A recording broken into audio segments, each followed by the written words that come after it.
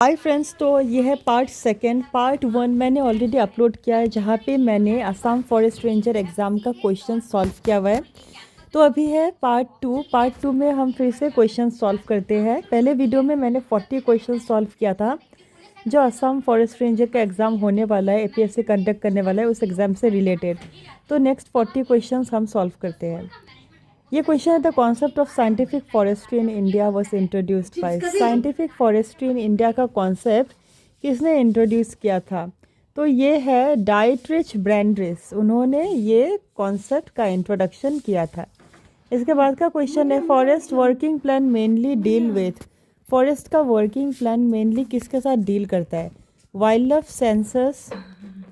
A forest working plan mainly deals with किसके साथ deal करता है? Wildlife census, forest protection only, systematic management of forest resources and forest revenue. तो किसके साथ deal करता है ये? इसका करेक्ट आंसर है number C, system management of forest resources. Forest resources को हम कैसे डील कर सके, इसके साथ डील करता है। इसका नेक्स्ट क्वेश्चन है, the largest forest cover in India belong to. कौन सा लार्जेस्ट फॉरेस्ट कवर है इंडिया का? यह है ट्रॉपिकल डेसिडुअस फॉरेस्ट। जो ट्रॉपिकल डेसिडुअस फॉरेस्ट है, ये सबसे लार्जेस्ट फॉरेस्ट कवर है इंडिया का। ओके, इसके बाद का क्वेश्चन है, increment borer is use to determine. जो इंक्रीमेंट बोरर है, ये क्या डिटरमाइन करता है? ट्री का एज डिटरमाइन करता है। इसके बाद वाला क्वेश्चन है, which are the following represent in situ conservation. Last video में हमने देखा था एक्स सिटू कंजर्वेशन क्या होता है। जो ऑर्गेनिजम्स होते हैं, एनिमल्स, वाइल्ड एनिमल्स, उनको उनके लिविंग कंडीशंस के बाहर कंजर्व किया जाता है। इन सिटू में उनको नेचुरल कंडीशंस में कंजर्व किया जाता है, that is national park. Jim Corbett national park सबसे पुराना नेशनल पार्क है। ये कहाँ पे है? तो ये उत्तराखंड है। इसके बाद हमने देखा था Kaziranga national park is famous for, ये रिपीट हुआ क्वेश्चन, वन हॉर्न राइनोसरस। इतना सिंपल क्वेश्चन तो नहीं आएगा। रेड डाटा बुक कौन पब्लिश करता है? IUCN, International Union of for Conservation of Natural Resources. बहुत ईजी है ये question. Which is not a greenhouse gas? Oxygen is not a greenhouse gas. Okay, rest of the gases are greenhouse gas. जो greenhouse gas क्या करता है? Atmosphere का जो temperature है बहुत ज़्यादा इंक्रीज़ कर देता है, क्योंकि वो एब्जॉर्ब करता है टेम्परेचर, इसीलिए। इसके बाद का क्वेश्चन है, होलोंग डिप्टेरोकार्पस मैक्रोकार्पस, ये हम लोग का क्या है? असम का ये जो रीजनल ट्री है, असम राज्य गॉस, ये क्या है? It is the state tree of Assam. State animal क्यों कौन सा है? One horn rhinoceros. State bird कौन सा है? स्टेट बर्ड कौन सा है, ये आप कमेंट कीजिए अगर आपको पता है। स्टेट फ्लावर सबको पता है, कोपो फूल। Sundarban mangrove forest is mainly located in what? C. मैं लास्ट वीडियो के लास्ट में बोलूँगी स्टेट बर्ड कौन सा है। आप कनेक्टेड रहिए वीडियो के साथ। The social forestry programme gain momentum in India. Social forestry कब बहुत ज़्यादा हो गया था? इसका प्रचार 1970s में हो गया था। इसी समय बहुत सारा जो फॉरेस्ट एक्ट, बहुत इस ईयर में 1970s में, मतलब 60 से 70 तक बहुत सारे एक्ट भी लॉन्च हुए थे forest related. Which tiger reserve is located in, ये सबको पता है, असम में मानस नेशनल पार्क है। मानस में रॉयल बेंगल टाइगर को कंजर्व किया जाता है। Primary producers in forest system are, क्या है प्राइमरी प्रोड्यूसर? यह ग्रीन प्लांट जिसका बायोमास सबसे ज़्यादा होता है। Chipko movement is associated with forest conservation. Then forest fire causes maximum loss nitrogen, क्योंकि फॉरेस्ट मतलब क्या? ट्रीज़ मतलब क्या है? प्रोटीन। ओके, सो ट्रीज़ का कॉम्पोजिशन है सब जो बायोमास कंपोजिशन है वो है अमाइनो एसिड से बनता है। तो ultimately it is what? Nitrogen is the composition. Which tree species is exotic to India? ये है eucalyptus species is exotic to India.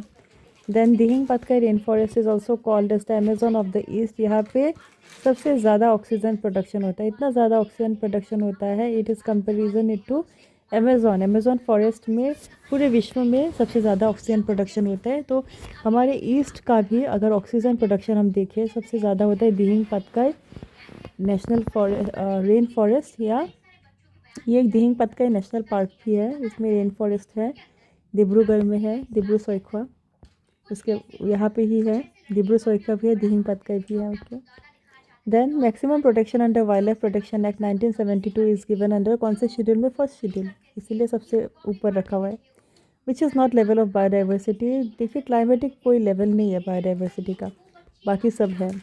Forest ecosystem act as an efficient, क्या एफिशिएंट एक्ट करता है? Carbon sink, carbon cycle, carbon sink and carbon source, जहाँ से carbon का production होता है, सिंक जहाँ पे कार्बन एसोशिएट होगा, तो फॉरेस्ट क्या होता है? कार्बन सिंक एक्ट होता है।